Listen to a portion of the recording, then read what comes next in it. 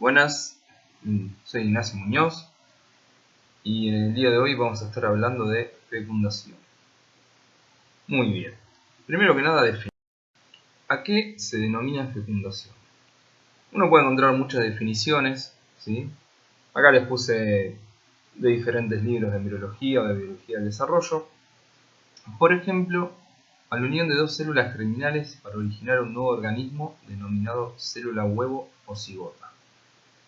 Entonces, importante acá aclarar que son dos células germinales diferentes, que no lo dice, un espermatozoide, hablando del humano, y un ovocito 2.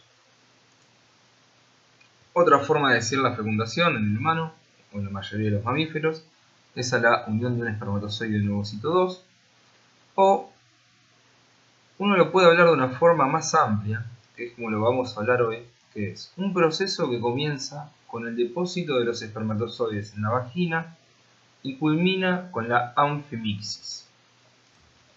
Y acá, por lo general, desde la clínica, se hace una diferencia en el proceso solamente de unión del espermatozoide y el ovocito, llamado fertilización, a todo lo que vamos a ver hoy, y lo vamos a conocer como fecundación, que es un sentido más amplio de la palabra. No es solamente la unión del espermatozoide y el ovocito 2, sino todo un proceso, una serie de eventos que se dan, que vamos a ir describiendo. ¿Quiénes intervienen? Un espermatozoide y un ovocito 2. Toda la clase que han estado viendo, ¿sí? Tanto la introducción a los aparatos reproductores masculinos y femeninos, el ciclo sexual femenino y la gametogénesis, la idea de darlas es para que se pueda entender bien este proceso que es la fecundación y para que puedan entender cómo la célula que participa en este proceso o las células llegan hasta ahí, ¿sí? Del espermatozoide, algo que no se habló en gametogénesis, que se habla siempre en esta parte, es la maduración y la capacitación. Y del ovocito es importante que recuerden que está rodeado por una zona pelúcida, que es lo que está en un tinte rosa oscuro, una corona radiata, que son las células que se encuentran alrededor de ese tinte rosa oscuro, y vesículas corticales, que son estructuras que no se ven acá, pero que están dentro del citoplasma del ovocito 2. Ese ovocito 2, recuerden entonces que al salir del ovario, en el día 14 del ciclo sexual femenino, como bien explicó Juli, no sale solo, sino que sale rodeado por una corona radiata, que son muchísimas células foliculares, y además está rodeado por una zona pelúcida. Ahí pueden ver un ovocito 2 de rata, a punto de salir, a punto de ser expulsado del antro, como está rodeado de células foliculares. En esta imagen, a la izquierda, se ve el ovocito 2. Van a ver una estructura pequeña entre el ovocito y la zona pelúcida a la izquierda. Ese es el primer cuerpo polar. A medida que transcurre la meiosis y la ovogonia genera un ovocito 1 y ese ovocito 1 se separa, hace la meiosis 1, origina un primer cuerpo polar, que es el que están viendo ahí a la izquierda pegado al ovocito, y un ovocito 2, que es la célula grande que están viendo a la izquierda. Todo esto rodeado de una zona pelúcida, marcada ahí, y rodeada, también en la imagen de la izquierda, se ve que dice cúmulus. Ese cúmulus, que era el cúmulo óforo, son muchísimas células foliculares que salieron con el ovocito.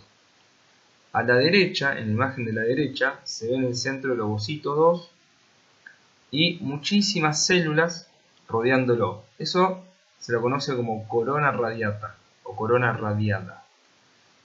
Lo que se hizo en esa imagen es ponerle tinta china. Por eso está todo negro alrededor. Pero fíjense que la tinta china no penetra la corona radiata. Es como que la corona radiata no deja que la tinta china se acerque al ovocito. Esto se da porque todas las células de la corona radiata, que eran células foliculares, están envueltas por una matriz extracelular llena de ácido hialurónico.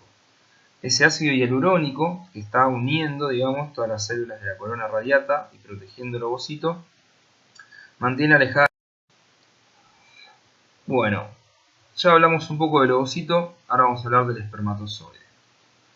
Algo que tienen que saber es que el espermatozoide, una vez que sale del testículo, no es en ese estadio en el que va a llegar hasta el ovocito 2, sino que hay dos eventos, uno que se llama maduración y otro que se llama capacitación, que lo modifica. La maduración es un evento que ocurre en el epidídimo, ¿sí? Y lo que intenta hacer es hacer que el espermatozoide, dicho de una forma sencilla, no quiera fecundar cualquier cosa. Una célula, por ejemplo, de la uretra peniana. Por lo tanto, se generan cambios en el espermatozoide que hace que sea más difícil que se fusione con otra célula, como por ejemplo, disminución de la fluidez de membrana. Se le agrega colesterol y al agregarle colesterol a la membrana plasmática del espermatozoide disminuye su fluidez. Al disminuir su fluidez es más difícil que se fusione, ¿sí? Una célula con una membrana plasmática muy fluida tiene alta capacidad fusógena. Entonces, repitiendo esto, se le agrega colesterol a la membrana plasmática del espermatozoide. Al agregársele colesterol, disminuye su fluidez o, que es lo mismo, aumenta su rigidez. Al disminuir su fluidez o aumentar su rigidez, pierde capacidad fusógena, ¿sí? Es más difícil que se fusione con otra membrana. Que lo que va a pasar en la fecundación es una fusión de membranas entre el espermatozoide y el ovocito 2. Pero en este momento trato de evitar esto. Aumentan las cargas negativas de membrana. Esto genera que sea también más difícil que se fusione con otra membrana. Y además, lo van a ver en fisiología, lo que hago acá es hiperpolarizar la membrana plasmática. Si no lo entienden en este momento de la carrera, no importa, no es para esta materia, pero al hiperpolarizar es más difícil que la célula se active. Se generan un montón de sustancias alrededor del espermatozoide que hacen que disminuya su consumo de oxígeno, ¿sí? Que guarda energía para el momento que haga falta más adelante, ya lo vamos a ver cuando hablemos de hiperactivación.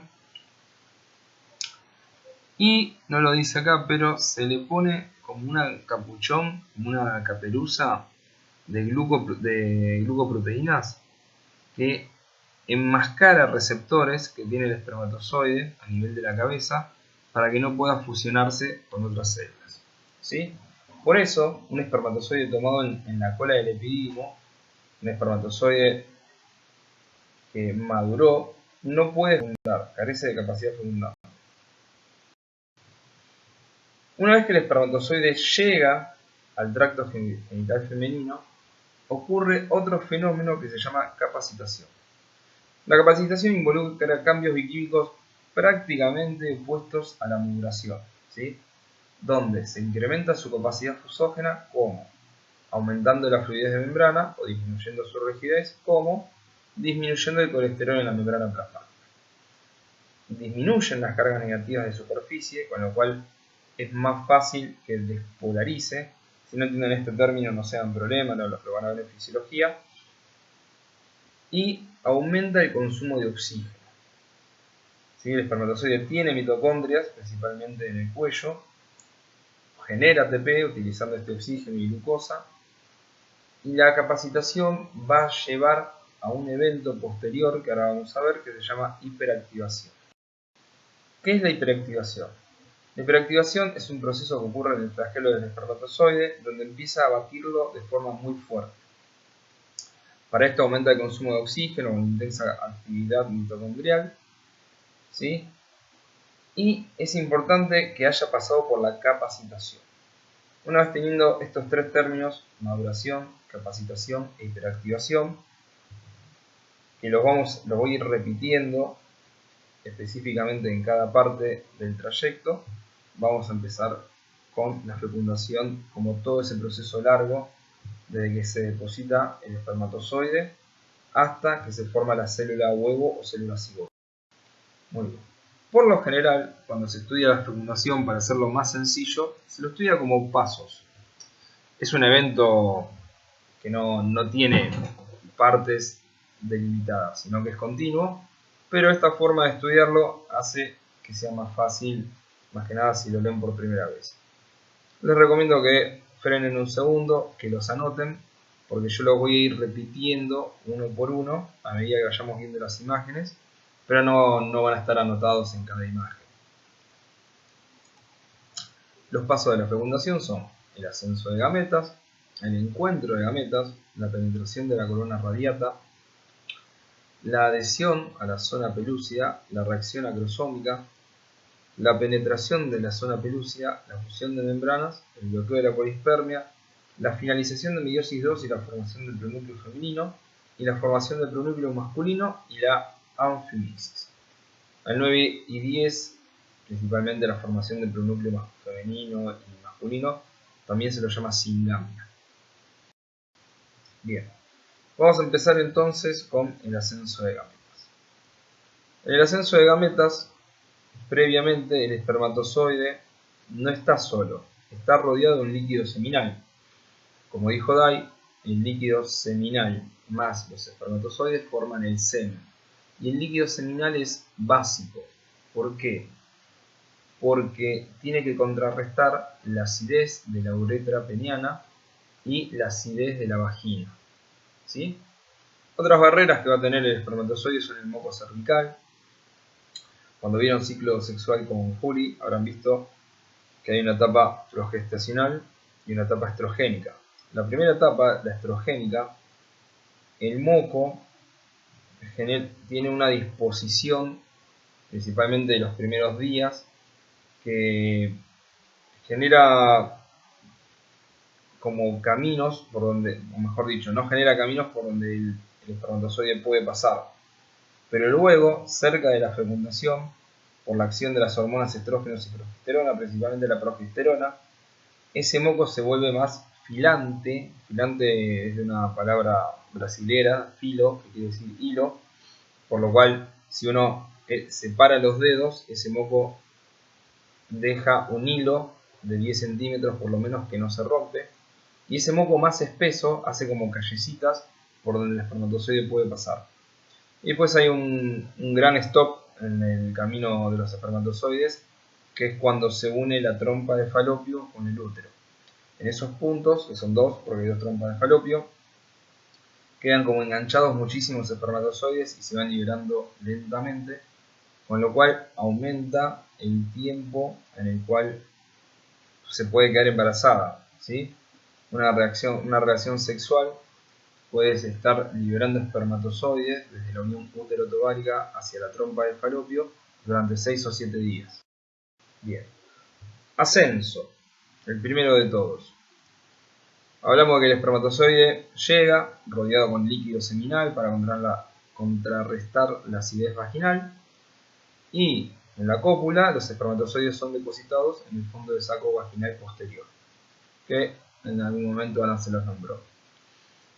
El ascenso es pasivo, esto quiere decir que el flagelo del espermatozoide no consigue hacer que el espermatozoide ascienda, no es con gasto de energía del espermatozoide, ¿sí?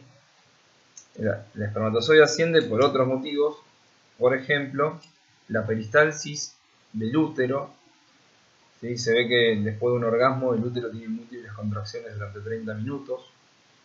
Las cilias del epitelio uterino ayudan también a que contribuya a dicho ascenso.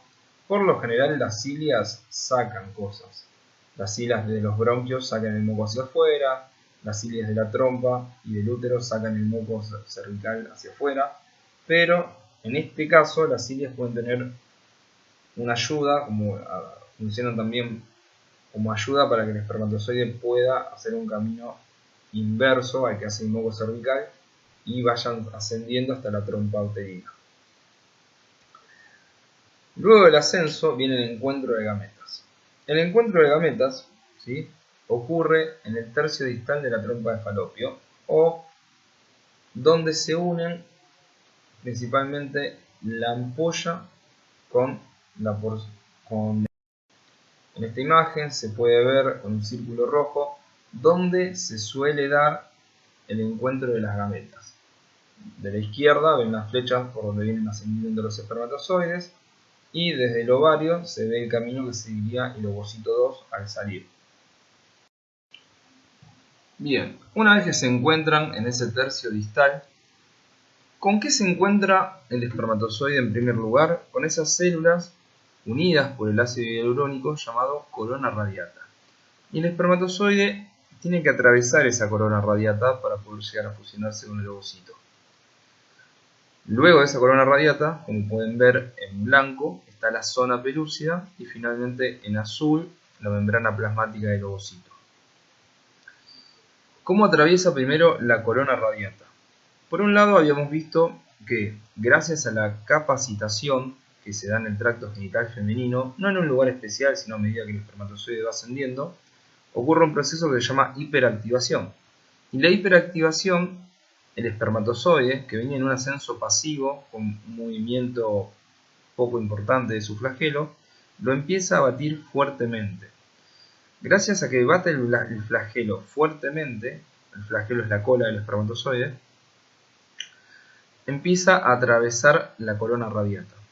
Además tiene, a nivel de la cabeza, una enzima llamada hialuronidasa. Y como su nombre lo indica, asa, enzima y ácido hialurónico, es una enzima que rompe el ácido hialurónico.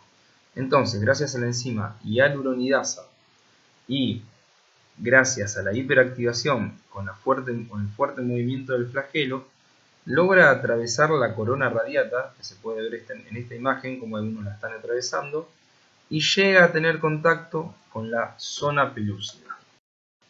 ¿Qué es la zona pelúcida? La zona pelúcida es una estructura proteica, ¿sí? Que tiene glucoproteínas, que envuelve al ovocito 2, se forma cuando está en el ovario. Algunos dicen que lo forma el ovocito, otros dicen que lo forman las células foliculares. Es un grupo de proteínas que básicamente son 4 proteínas: ZP1, ZP2, ZP3 y ZP4. ZP claramente por zona pelúcida. Las azules y las verdes son ZP2, ZP3, ZP2, ZP3, cadenas de ZP2 y ZP3. Y la ZP1 y la ZP4 lo que hacen es mantener unidas las cadenas de ZP2 y ZP3. Importante, esas cositas rojas que salen desde la ZP2 y ZP3 como alfileres que los estuvieran pinchando, esos son residuos de carbohidratos, ¿sí? Son glucoproteínas. Y eso permite unir y reconocer a los espermatozoides. O sea, si yo corto esas cositas rojas, esas espinas rojas que salen de ahí, el espermatozoide no se puede unir. A la derecha, por ejemplo, les comento un experimento que se hizo en donde se veía cuántos espermatozoides se podían unir al ovocito. Y en ese medio de cultivo ponían espermatozoides, ponían ovocitos, y en uno tiraron muchas ZP3, ¿sí? Que es la línea azul. Al tirar muchas ZP3 al medio, los espermatozoides se unían con esas ZP3 sueltas, utilizaban sus receptores para eso, y por lo tanto no podían unirse a los ovocitos, porque ya tenían los receptores para ZP3 de espermatozoide ocupados. No pasaba con ZP1 y con ZP2, y tampoco pasaba, de forma muy importante, si a ZP3 le sacabas los residuos de carbohidrato. Bien, habiendo hablado un poco de la zona pelúcida, vamos a seguir ahora con el momento cuando se adhiere la zona pelúcida, cuando se junta. Lo que pueden ver a la izquierda es la imagen de un espermatozoide uniéndose con la ZP3. ¿Sí? Lo mismo a la derecha, se pueden ver múltiples espermatozoides que atravesaron la zona pelúcida y en el punto 3 se juntan con la ZP3. ¿Qué quiere decir con esto? No es solo un espermatozoide el que llega hasta donde está el ovocito 2. Más o menos se depositan 200 a 300 millones en el fondo del saco vaginal y llegan aproximadamente entre 200 a 300. Y gracias a que llegan múltiples, vamos a ver un fenómeno colaborativo. Pero primero, una vez que el espermatozoide se junta con la ZP3, ocurre algo que se llama reconocimiento especie específico, ¿sí? La ZP3 y también la ZP2 luego son proteínas que son muy específicas de cada especie. Por lo tanto, un espermatozoide, por ejemplo, de una vaca, no podría unirse nunca a un ovocito de otro mamífero, como podría ser un caballo. ¿Existen excepciones? Sí, la mula, el asno, ¿no? Por ejemplo, un caballo y un burro. Pero estas pocas excepciones donde falla este mecanismo de reconocimiento de especie específico genera organismos que son infértiles, que no pueden tener hijos en la gran mayoría de los casos. Y es un mecanismo muy antiguo que viene de la vida en el mar, donde los peces liberaban sus gametas al agua y las pesas también liberaban sus gametas al agua. En serio, los peces liberan tanto gametas masculinas como femeninas al agua, la depositan en el agua y para evitar que se junten gametas de diferentes especies, una de las formas era la zona pelúcida, ¿sí? Bien, una vez que la zona pelúcida contacta con el espermatozoide y se ve que es de la misma especie, por un lado el espermatozoide va a poder atravesarla, pero además de atravesarla va a realizar algo llamado reacción acrosómica. ¿Qué es la reacción? La reacción acrosómica es el proceso de fusión de membrana plasmática del espermatozoide y de la membrana acrosómica externa. Eso genera una vesiculización de lo que es la membrana plasmática y el acrosoma se libera, o el contenido del acrosoma se libera hacia el exterior con la liberación de enzimas. Vamos a explicarlo un poco. Imagínense esto. Lo negro sería el núcleo del espermatozoide. Alrededor del espermatozoide hay una vesícula grande llamada acrosoma. El acrosoma, o cuerpo distal, es la traducción o la etimología de la palabra, presenta muchísimas enzimas. Es como si todo el Golgi se hubiera fusionado en un gran lisosoma con muchísimas enzimas, ¿sí? Lo pueden ver ahí en la imagen, entre la membrana plasmática del espermatozoide y el núcleo. Esta, como ejemplo, es la reacción acrosómica del espermatozoide de un ratón, donde se puede ver cómo esa vesícula acrosómica está liberando su contenido al exterior, cómo las membranas plasmáticas se unió a la membrana acrosómica externa y está vesiculizándose, formando poros y luego desapareciendo, y la membrana acrosómica interna pasa a ser la capa más externa de la cabeza del espermatozoide. ¿Qué se libera en la reacción acrosómica? Se liberan más de 20 enzimas, no tienen que saberlas, estas ni siquiera son todas, hay muchas más, pero me interesa que sepan que liberan enzimas que van a destruir la matriz extracelular, ¿sí? Colagenasa, por ejemplo, que destruye el colágeno, fosfolipasa, que rompe los fosfolípidos. Se libera hialuronidasa y acrosina. Las dos primeras sí son importantes. La hialuronidasa la habíamos nombrado cuando dijimos que el espermatozoide tiene en la cabeza hialuronidasa para atravesar la corona radiata, rompiendo el ácido hialurónico que forma la matriz extracelular. En esta situación se libera muchísima mayor cantidad de hialuronidasa, con lo cual lo que se va a generar es un proceso llamado denudación, que vamos a hablar en la próxima imagen, donde la corona radiata desaparece directamente. Y la acrosina, vamos a hablar luego, es una enzima que permite unir al espermatozoide fuertemente con la ZP2, ¿sí? y eso permite que el espermatozoide pueda atravesar la zona pelúcida. En esta imagen se puede ver un proceso llamado denudación, donde en un primer momento, en la imagen de la izquierda, muchos espermatozoides están intentando atravesar la corona radiata. Finalmente algunos llegan y toman contacto con la zona pelúcida y mediante ZP3 por medio realizan la reacción acrosómica. Al realizar esto, la gran cantidad de ácido hialurónico y todas las otras enzimas que se liberan hacen que la corona radiata, todas esas células que envuelven al ovocito, desaparezcan, salgan volando para afuera, digamos. ¿Por qué? Porque los que mantenían unidas estas células, el ácido hialurónico y todo el resto de la matriz extracelular, es degradado. Por lo tanto, termina quedando como la imagen B, un ovocito denudado, donde sí la zona pelúcida permanece, la zona pelúcida sí va a permanecer hasta sexto o séptimo día post fecundación, pero la corona radiata no, desaparece durante el proceso de fecundación. ¿Sí?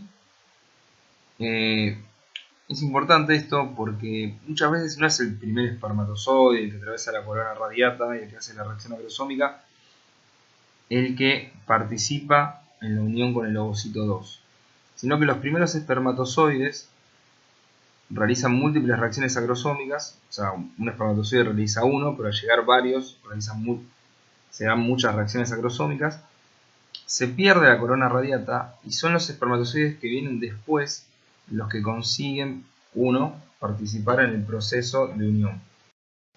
También dijimos que en la reacción acrosómica aparece una enzima llamada acrosina, y esto permite penetrar a la zona pelúcida. Entonces, la penetración es el pasaje del espermatozoide a través de la membrana o zona pelúcida del ovocito 2. ¿Sí? Para esto ayuda mucho una enzima llamada acrosina, se libera como una proenzima, o sea, proacrosina, luego se cliva y da acrosina.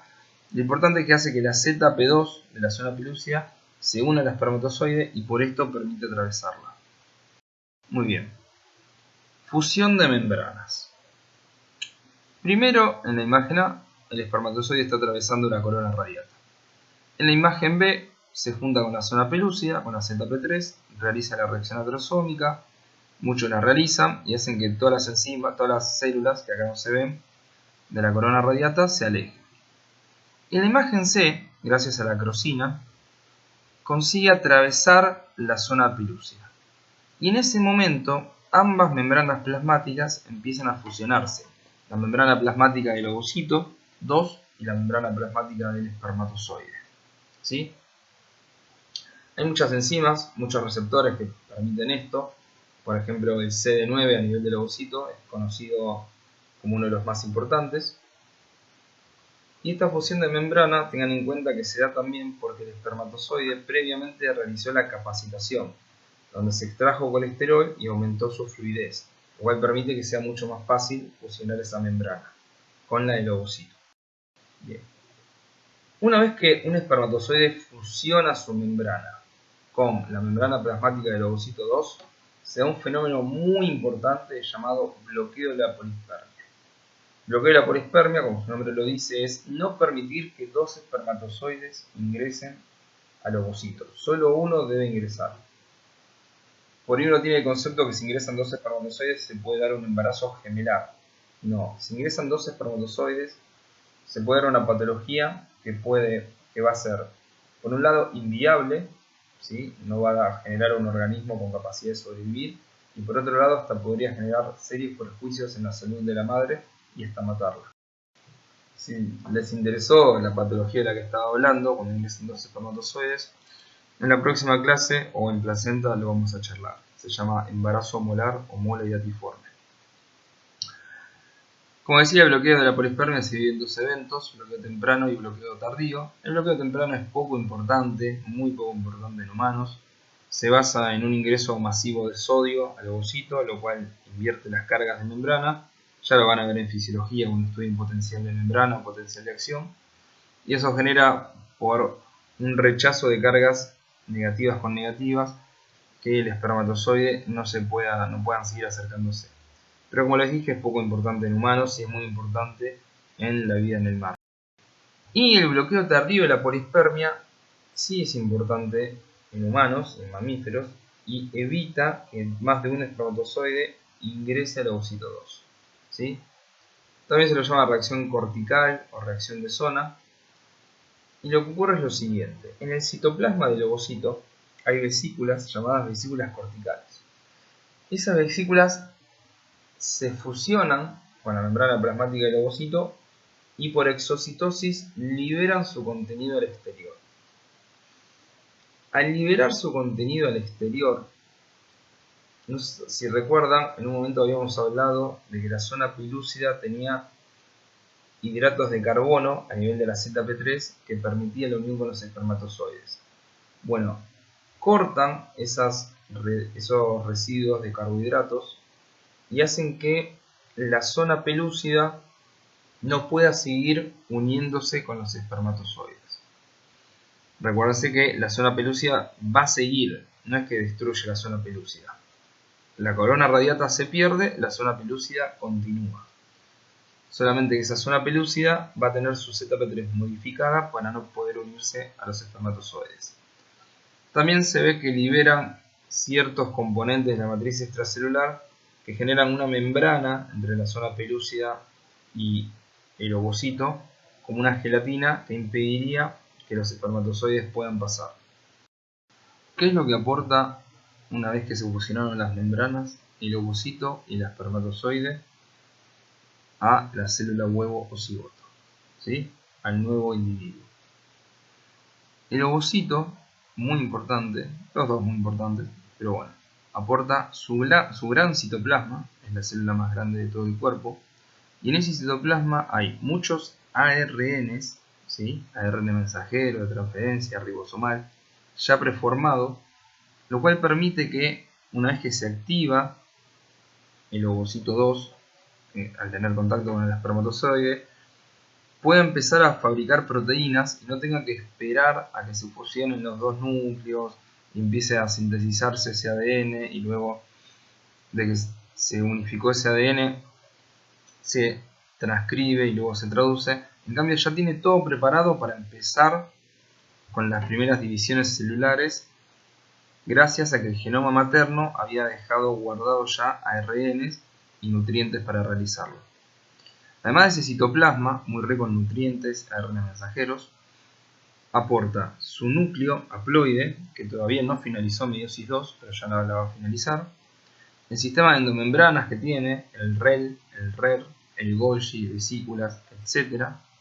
Y las mitocondrias. Esto es importante porque todas las mitocondrias de un masculino o un femenino, un macho o una hembra, siempre son de herencia materna. ¿Sí? Todas las mitocondrias vienen de herencia materna. En cambio, el espermatozoide aporta su núcleo haploide, ¿sí? Ese núcleo con 23 cromosomas simples, y un centríolo que va a ayudar a formar algo llamado uso mitótico para la división celular. Por ejemplo, ¿ingresan mitocondrias del espermatozoide? En realidad sí ingresan, pero sepan que son destruidas en el citoplasma del ovocito. Recuerden, las mitocondrias son de origen materno. Y los últimos eventos que vamos a ver son la singamia y la anfimixis. Que antes, cuando hicimos el listado, lo habíamos visto como finalización de la meiosis, pronúcleo femenino, formación de pronúcleo femenino y formación de pronúcleo masculino. En la imagen B, ¿sí? Se puede ver que ingresó el espermatozoide. No es que el espermatozoide ingresa así como lo ven, sino que se fusiona la membrana plasmática del espermatozoide y ingresa su contenido. Y lo que ocurre primero es que el ovocito 2 tiene que finalizar meiosis 2. Por eso, ¿sí? En la imagen B ustedes ven un único núcleo rosa y dos cuerpos polares. Eso es porque el ovocito 2 finalizó meiosis 2, expulsó su pronúcleo, expulsó un cuerpo polar y ahora ese pronúcleo femenino, en vez de tener 23 cromosomas dobles, pasa a tener 23 cromosomas simples. La misma cantidad que el espermatozoide. Entonces, ahora en la imagen B tenemos al espermatozoide con 23 cromosomas simples o su núcleo y al ovocito 2 con 23 cromosomas simples también, porque una vez que ingresa al espermatozoide finaliza meiosis 2. En este momento uno podría hablar de óvulo, de una célula que terminó meiosis 2, pero ya es una célula que tiene los 23 cromosomas simples del espermatozoide también, entonces es medio complejo.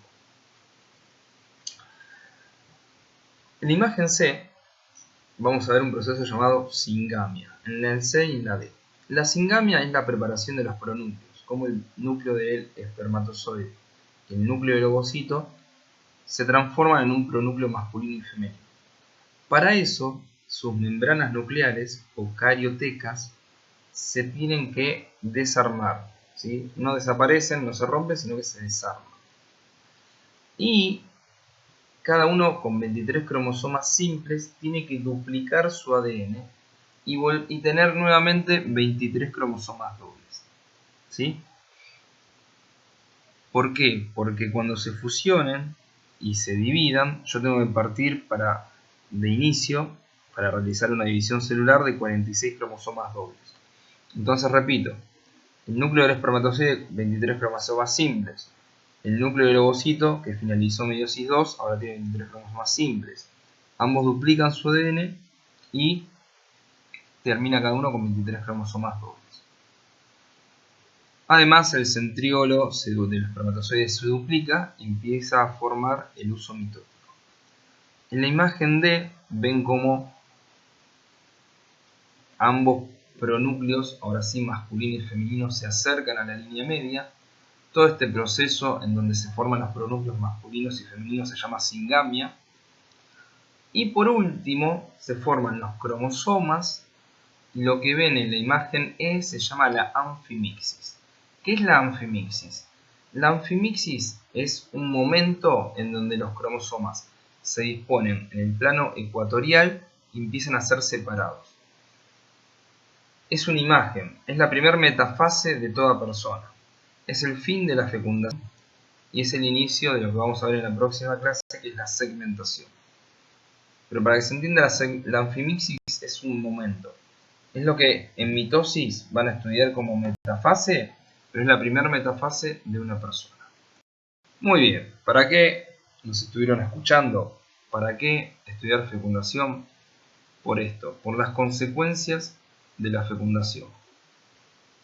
Las consecuencias de la fecundación son: el ovocito 2, después de mucho tiempo, finaliza la meiosis, se forma un nuevo organismo, que es la célula huevo o cigoto, y este organismo tiene un nuevo ADN diferente al de sus progenitores, ¿sí?